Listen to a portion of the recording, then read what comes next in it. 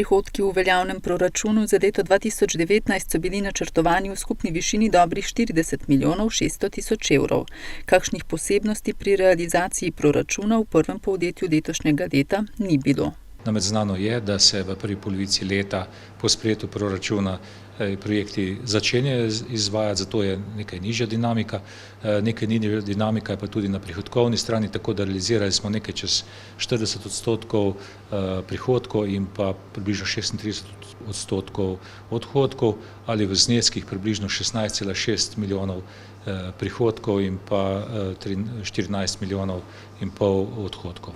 V načrtu je rebalans proračuna, ki naj bi bil sprejet na naslednji seji občinskega sveta občine Krško. In sicer gre predvsem za to, da so se povečali prihodki in sicer iz naslova odškodnin, ki jih dobivamo od države na račun nerealiziranih protokolov, ki so sedaj, torej eden od protokolov je realiziran, zato imamo neke večje prihodke in ta rebalans bo pravzaprav uredil ta del našega proračuna za leto 2019. Julija letos je namreč občina strani države iz naslova sodne poravnave zoper toženo stranko Republiko Slovenijo prejela 4,9 milijona evrov.